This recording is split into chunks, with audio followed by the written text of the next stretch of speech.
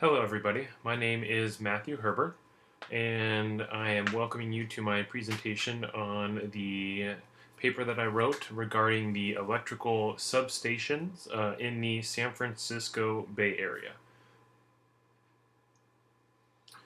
Kind of an overview of what I'm going to talk about as the requirements for this project, or this part of the project, is going over the main points of the paper, our final paper that we wrote for this class.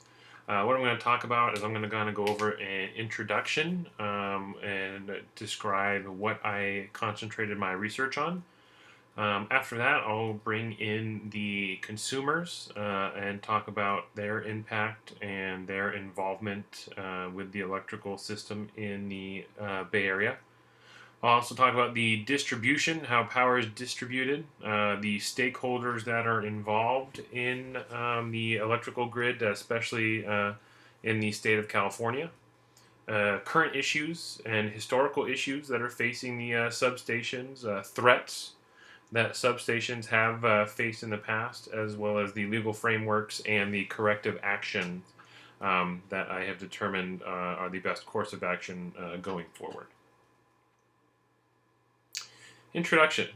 Um, Obviously, in the world that we live in today, electricity has become more of a necessity, more of a necessary utility, as the world has changed into being very connected and very in need of electricity.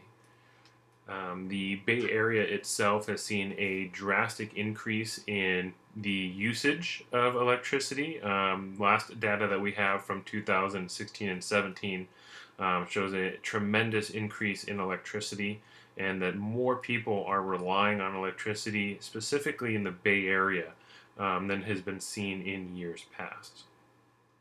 And that can be said for a majority of the areas in the state of California as well, too.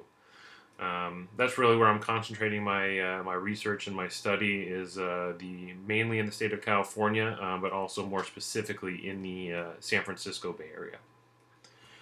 Past threats and hazards. Everyone should be relatively familiar with, or at least heard referenced, the Metcalf substation attack that took place a few years ago, where a sniper took a couple shots, a couple hundred rounds actually, and sent into the Metcalf substation and nearly caused it to shut down, causing a catastrophic electrical failure in the Bay Area.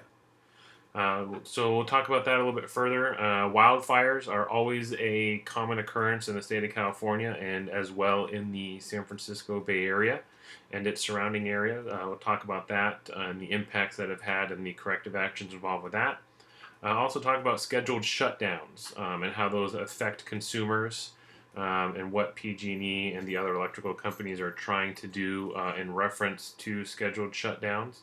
And then finally, we'll talk about the corrective actions looking for specifically with PG&E and the state of California.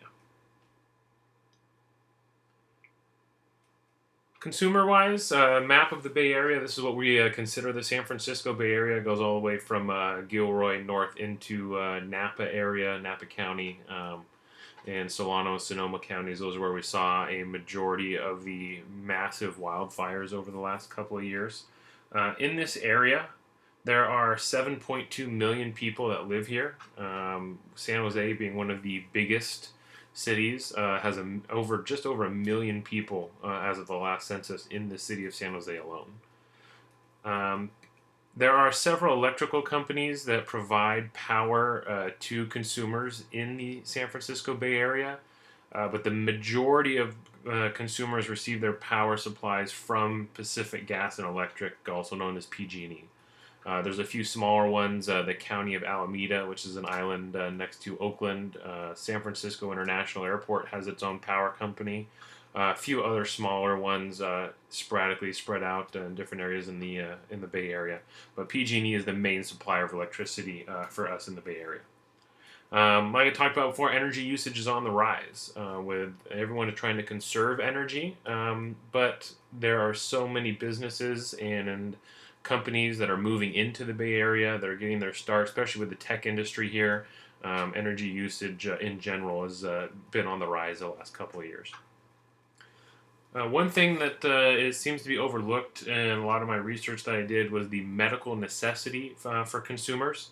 We found that a lot of people have a medical necessity from oxygen generators to other machines and whatnot that are necessary for them. And a loss of electricity could be a major issue for those people, causing major health concerns. Distribution, how power gets to where it's going. Electricity, just a quick overview here, is created at power plants. It is stepped up at regional substations for long distance travel. It's given enough electricity and enough power to really travel those distances and not lose a whole lot of its effectiveness. It then reaches your local electrical substations and the transformers where it is stepped down and then transmitted into consumers' houses. Moving on to the stakeholders that are involved with the electric grid, and more specifically the electrical substations in the San Francisco Bay Area. You have the consumers, obviously, as the one who's consuming the power, who feel the impacts of any changes, any threats, hazards, anything that's done in relation to substations. They are the ones that are feeling the impact, whether it be a loss of medical equipment or the use of their medical equipment because they have a loss of power, or an interruption of power. They are the ones that have seen that direct impact. Local electrical companies. For most of my paper, all I concentrated on was PG&E as the main utility company in the Bay Area because they are the largest, they serve the most people, and they are the ones that have the biggest impact and the biggest say when it comes to dealing with the state entities. California Public Utilities Commission, they are the entity that controls all of the public utilities, regulates them, and helps ensure that they are all running appropriately and doing what they need to do in relation to the consumers.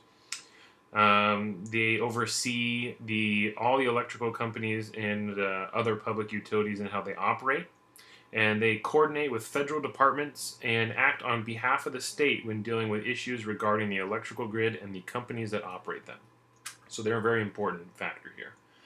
The California Energy Commission is another state entity that is involved with the electrical grid and the electrical substations as well. The Energy Commission is the primary energy policy and planning agency in the state of California.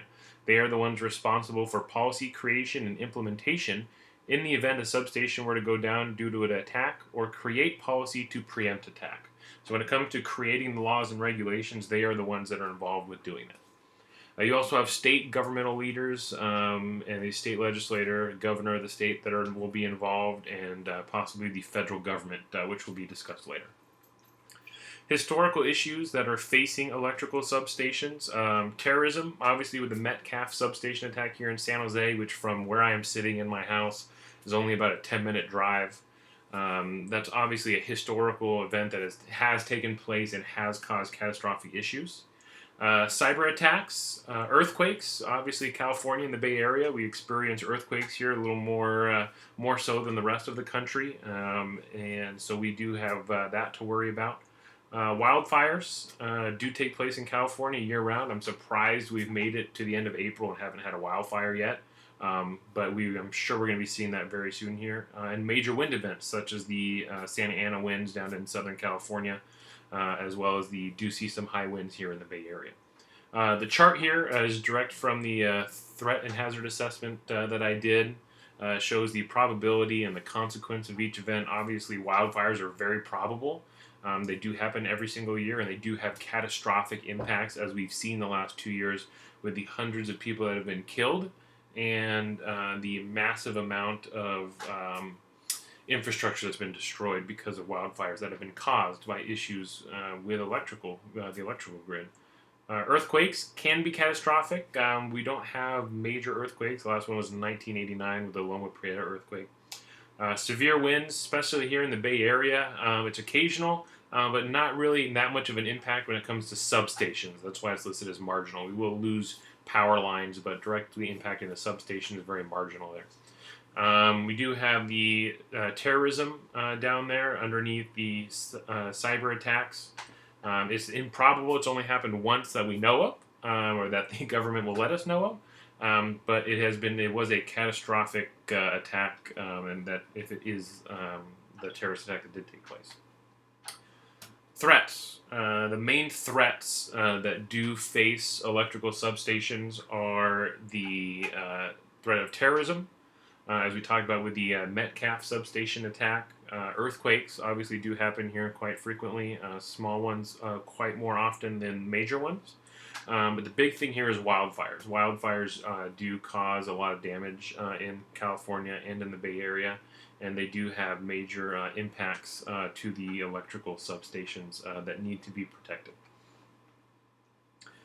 Talk very briefly about some legal frameworks that came across and discovered upon my research into this topic. Right now, as things are set, the utility company and the state take a burden of the responding to the disaster. So if it has been found that PG&E, for example, was responsible for the wildfires that happened last year, that has led to their bankruptcy, because they are the sole entity that is responsible for paying for, subsidizing, and helping with the cost of not only fighting the wildfire, but also the recovery from the wildfire. So currently, the utility company bears it all, and this will be the second time that PG&E has filed bankruptcy. But more recently, because of those wildfires, because of the legal frameworks that are in place, they are the ones that are responsible. They are the ones that take all of the burden for everything. And that is what's looking at needing to be changed as well, too. Continuing on legal frameworks again, right now there is a wide array of threats, and they all require different approaches. So having one approach to attacking and who's being responsible for a threat is something that my research has determined needs to be changed. There are so many different threats that face electrical substations and the electrical grid. They need to have their own individual threat assessments and their own individual plans, and they need to be spread out who is responsible for helping recover from those actions. Obviously, PG&E is going to continue going bankrupt again and again if they are the sole entity responsible for recovering every single time one of their systems is potentially linked to causing a threat or causing a hazard to other people. One thing that I also determined is we need to allow utility companies to make dedicated plans with oversight. If they are responsible for making their plans and they are responsible for putting in the effort and the time to make those plans, the state legislator and federal legislator need to be able to oversee them and have the oversight necessary, but allowing them to come up with those plans, I have determined, is the best way to create an overall plan for all of the different threats that they can look at facing. I threw the Federal Powers Act in here because it shows how the federal government has a hand in all this. They're very, very laissez-faire for stepping back from controlling of the power grids locally. But they do have the ability to step in and make changes during a presidential declaration in instances where the state or the utility companies are determined to be negligent, or they need to step in and make necessary changes. Where the changes are not being made to the system or to improve them, not being made efficiently or quick enough, they can then step in to make those changes and take over the grid for the safety of the citizens. Corrective actions. As I researched wildfires, defensible space is a definite necessity. Right now, there is no legal requirement for that in the Bay Area. And that's something that utility companies and CAL FIRE can work together to help create defensible space. Right now, it's up to the utility company to do that. There is no legal binding document or anything that states that they have to have a defensible space around their transmission lines, which lead to substations and transmission and substations themselves, therefore creating the massive wildfires that we've seen here. Earthquake retrofits, rubber insulators versus the ones that are being used now. They have the ability to withstand earthquakes a lot more. We've seen usage of them in Japan, and we've seen a very, very limited usage here in the Bay Area. But that needs to be mandated. That needs to be a requirement that will help lead to a more resilient infrastructure in reference to earthquakes, and will allow them to be able to withstand an earthquake more, leading to the ability of the entire electrical system to be resilient and not lose power during an emergency.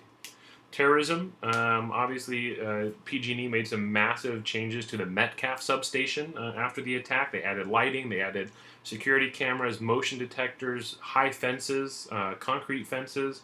That was all done in reference to the attack. That has not been done at every single substation, so we need to make sure that those security measures are continued on to all the substations in the San Francisco Bay Area because of their importance, because of how many people they serve. That needs to be mandated across the board. Of lack of supplies. There is a massive lack of supplies for high voltage, large parts for these substations. Sometimes it could take months to get the parts constructed and sent to where they need to be. And having a substation go offline for months because they're missing parts is unacceptable.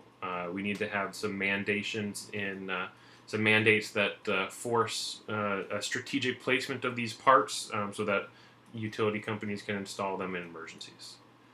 In conclusion, we talked about the stakeholders, the consumers, the government entities, the utility companies, the historical threats, and what we can do to prevent those from happening again, the legal frameworks, and the corrective actions that are sometimes they're basically in place or starting to become in place. It's just making it mandated.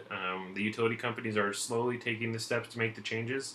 But it needs to be mandated. It needs to happen quicker, especially with PG&E and bankruptcy. They're not going to be putting a whole lot of effort into making those necessary changes at the time being. That's all that I have. I got a couple references here. Thank you for watching my presentation, and I look forward to reading everybody else's and continuing on.